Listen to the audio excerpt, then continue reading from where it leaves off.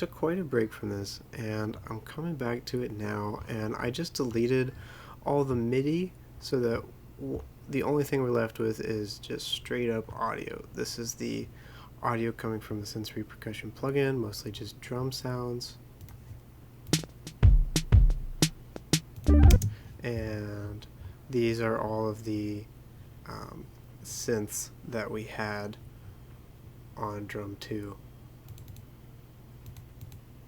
and this chain down here. So this is just audio stems from each of these.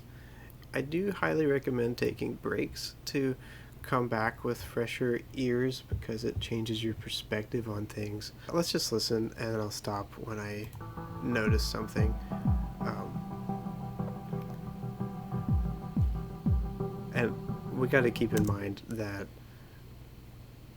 you know, the mix is just not helping right now, but that's okay. So we're trying to just think compositionally and I guess sort of technically to see if there's anything that isn't coming across like we wanted it to, that kind of thing. So, you know, like obviously this really long intro that is like a really sparse way to start a song, which is really cool, but you know, the way you mix that is going to make that a lot more effective in a recording. Now, I think this like drawn out fade in would be really cool live, but we're just trying to make a good song. That's all we're doing. All right, I'm gonna shut up and listen.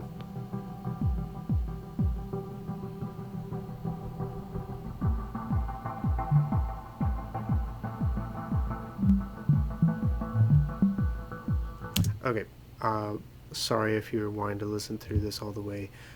If you do, you can just go back to the first part of this tutorial and watch it at the very end. But this is probably going to be a long video, so I'm trying to cut to the chase. I just heard a pop in this mono sequence. I think it was like here. Yep, yeah, it was right there. And I think I know exactly what is going on.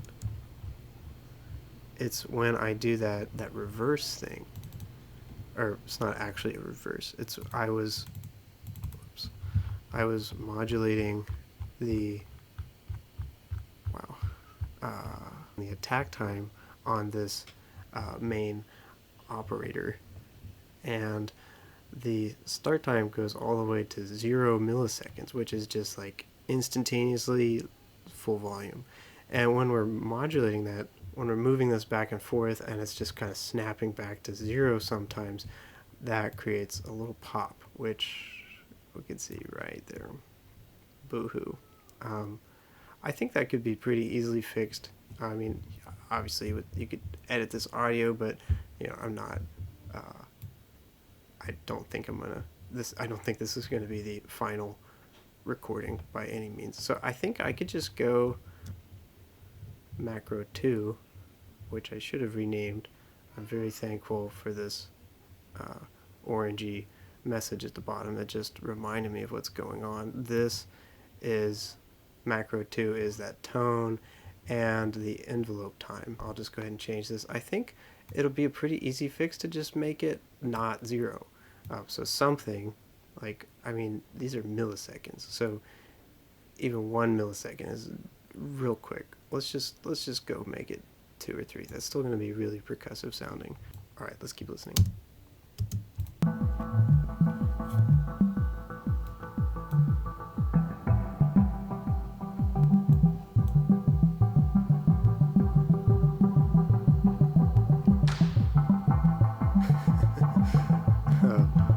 I don't think I like that clap sound. I'm probably gonna either change the sample or change the way it's presented.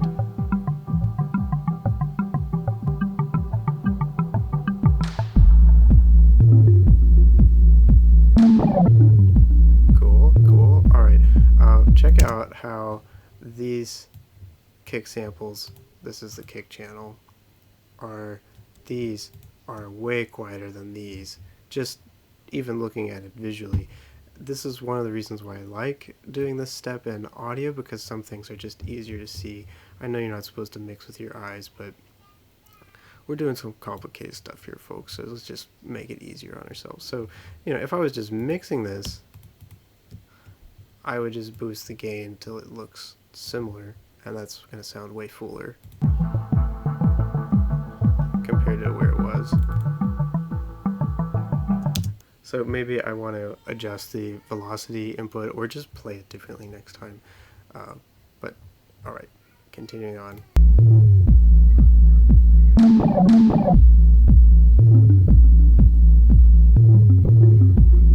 I really like the sparse operator stuff here. That echo is a really nice complement to the crazy bass stuff. Alright, and sorry, I also am recognizing right now that this sounds really cool by itself, but it's going to be really hard to mix this. So I think I'm going to want to, I mean, if I was just mixing this right now, I would probably need to cut out some of those ultra low sub bass stuff. And then that would give us room to add some distortion of some kind.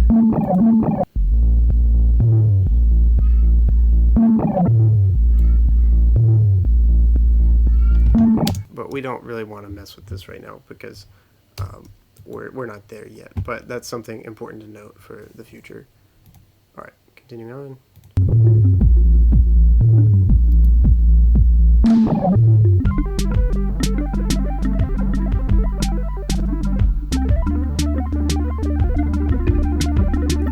So I'm kind of wishing that there was some kind of normal subdivision here, like, I don't know, a symbol, like just outlining the just because that is like, you know, pretty wild, you know, gelato zone.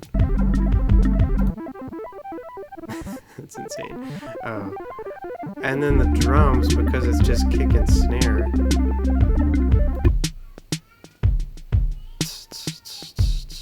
That would really help, I think.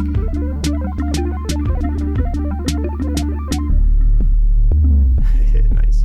That was cool. I wish that clap wasn't there. It's alright. That's why we're doing this now.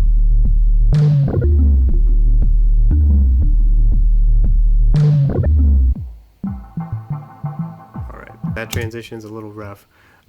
I wish there was like a cymbal hit or something.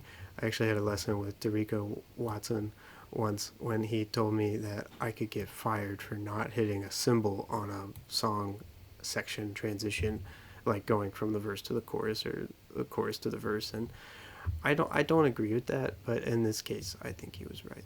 So thank you, Derico, for that. And I think that outro is nice, and I'm sure there's more minute details, but obviously, you know, this crazy section here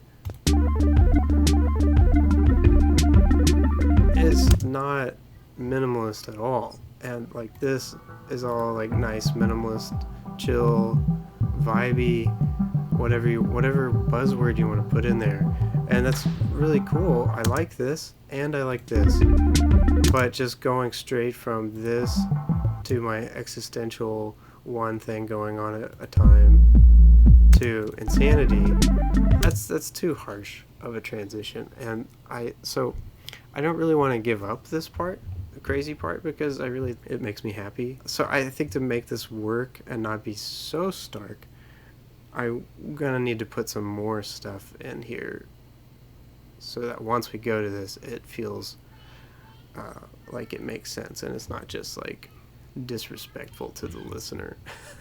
And then same coming out of it, I think that'll help. Radical idea. What if I put acoustic drums on this? I think having some elements of, you know, that are filling this in a little bit more, that something to lock into, I think will help, because we're going to take it to a really big place later. And we want some cymbals on this section for subdivision and to make the transitions a little smoother. So to test this out, I think I'm literally just going to keep the project as is and then just put a sensor on an acoustic kick and snare with the full drum set and record this again, and then we can come back and put our producer hats on.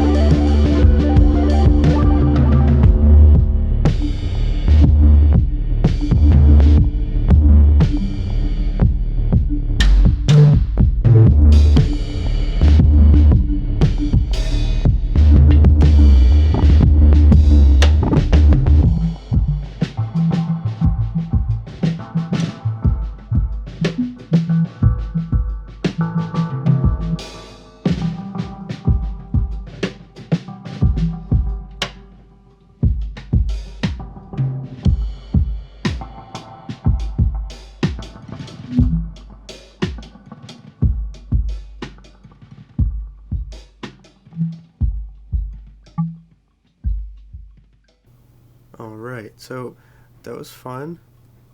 I like how it kind of just faded out and everything sort of fell apart at the end, but that's cool. I can roll with that. So I made this little to-do list.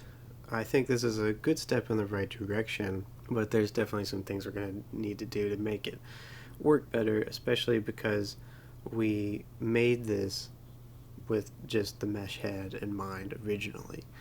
I think several of the things on this list could actually just be solved if we just bring in a mesh head into this acoustic setup.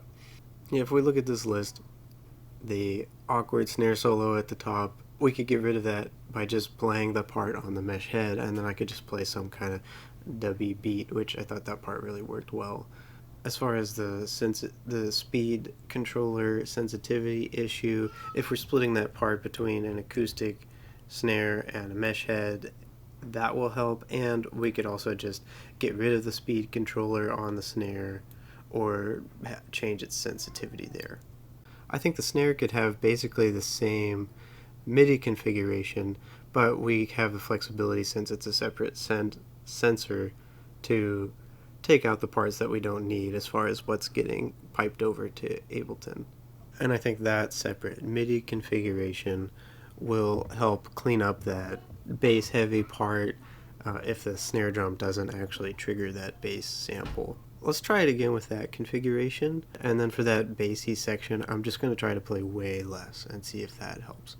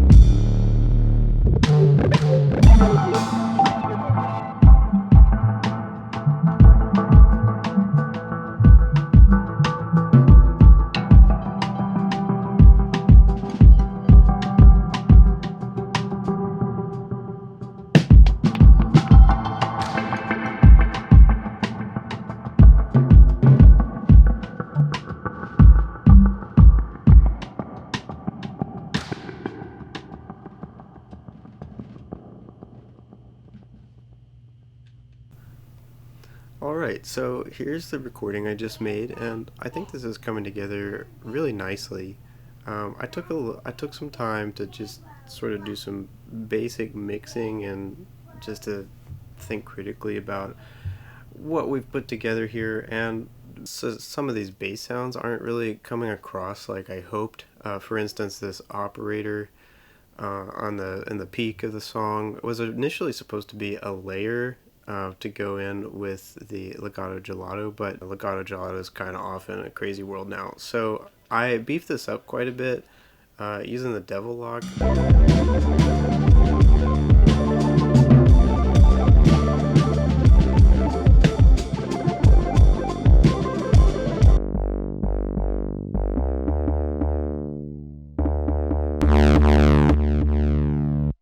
I try not to use third-party plugins when making a song that I'm going to perform, just to conserve CPU.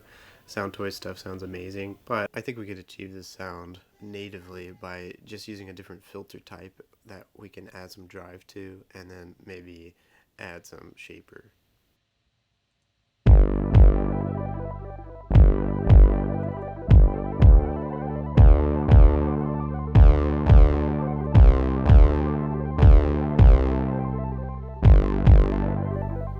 And as I was mixing, I found the same problem with this big bass section. So let's try using the same technique with that filter.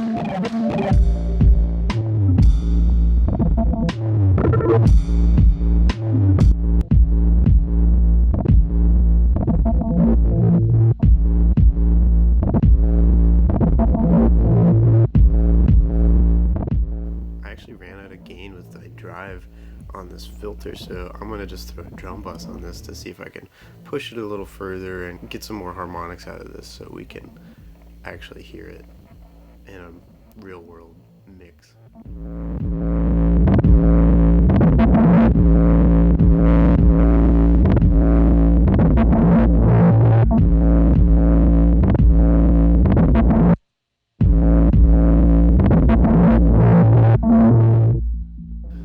I think it's pretty much always a good idea to cut out some of those crazy sub bass frequencies when you can, and do something with these mids. And then I'll boost those really high frequencies just to make extra sure those harmonics that we painstakingly added will come through.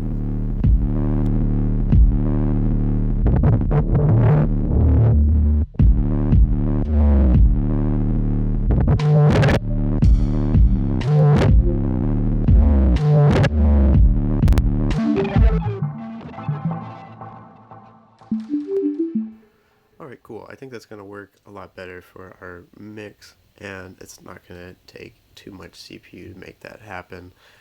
So something I noticed in this recording, and it actually just happened again, is that this crazy bass sound accidentally gets triggered when we go to the next section, like right on that downbeat. And I think that's just because I'm playing slightly ahead, which is pretty hard to avoid with the sensors, but it's alright, no big deal, very minute stuff. But because I'm playing just ahead of the beat, I'm hitting the downbeat before this chain selector actually selects all the new sounds. So what I'm going to do is actually go back in to that clip, and instead of just having the chain selector envelope just be static, I'm going to have it switch just a little bit early, so that if I do happen to play early on that downbeat, we have the new sound set up. Nice, that'll work. So another thing I noticed when listening through this is that this guitar with the delay is I think the delay is just getting a little too carried away. I think that's because I'm compressing it so much. I even compressed it a little bit more after the fact.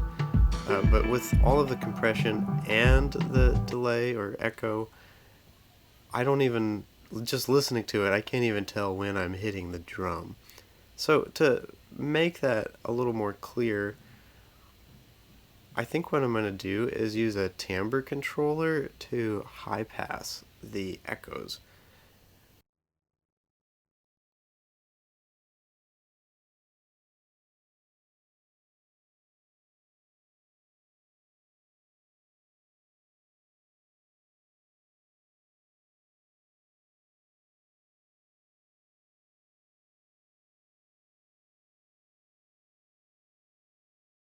So when I play towards the edge, it will be more high passed, and that'll make it a little more clear when I'm actually hitting the drum, and it'll create a new level of interest to this sound to make it a little more dynamic and not just like an echo bath.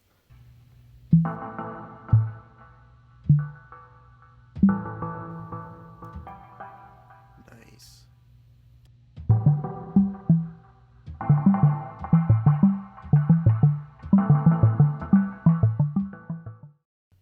Okay, Alright, so I think we're pretty darn close with this. This is really coming together. One last touch I want to make. I think this long intro could benefit from some bass punctuations, so I'm going to utilize our MIDI track for drum 1, which is our kick in this case, to create a bass line just to emphasize those chord changes. So let's try out analog.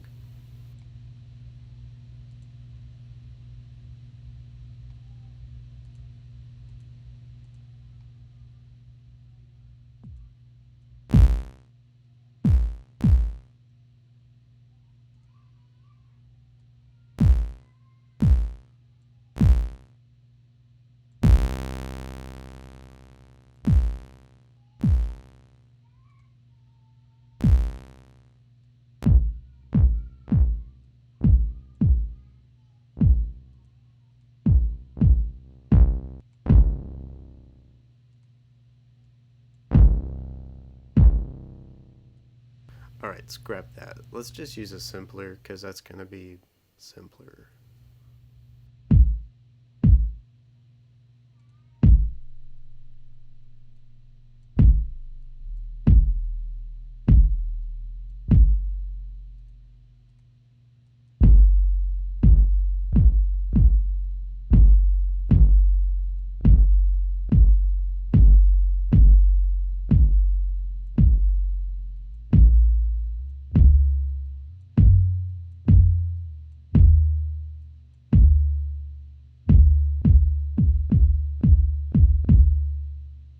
Let's find the right pitch for this thing relative to our song.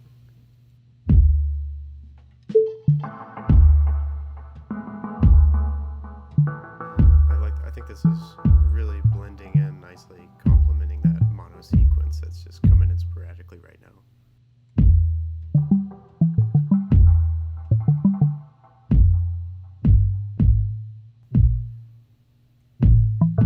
There it is. Oh, right. Yeah, we're in A minor and this is an A. Let's take it down an octave.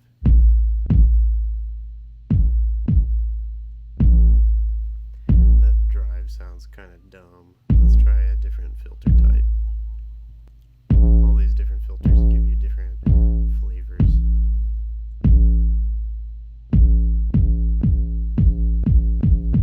That's pretty cool. That'll help us be able to hear it with those extra harmonics, but it doesn't sound like flabby or farty or anything like that. Since we only need the pitch of this to go to 2 different pitches, instead of using my MIDI sample and hold setup, I'm just going to automate a pitch effect with an envelope.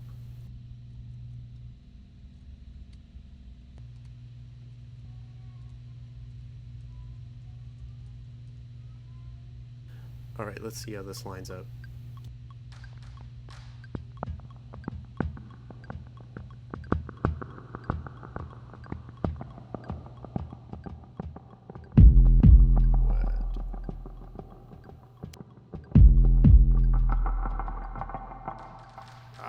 I just realized that this clip, which I just opened from my, just because it was in my template, it's in 4/4, which is not the time signature of this song. So let's go ahead and change that.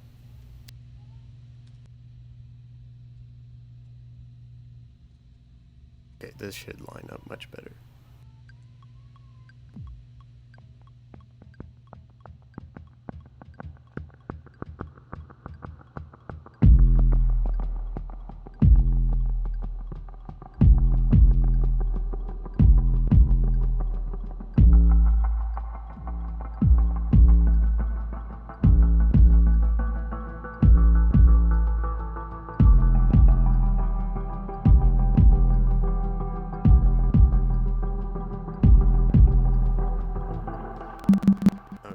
I think my computer's just glitching out because I'm trying to do the screen capture at the same time, but we can go ahead and copy that clip to the next section. Okay, cool. So to make sure that this sound just comes in sporadically, I'm going to automate the chain selector off of that device so that it will only be able to be active on the first beat or two of each 4-bar phrase. And that way I can be free to play whatever I want, but still have this element only come in sometimes. And I'll just copy that envelope over really quick because I forgot to do that before making the new clip. Alright, I think that's everything I wanted to do, and I'm really happy with this. Let's go ahead and give it one last playthrough. Thanks for tuning in. I hope you found this helpful. Alright, see you next time.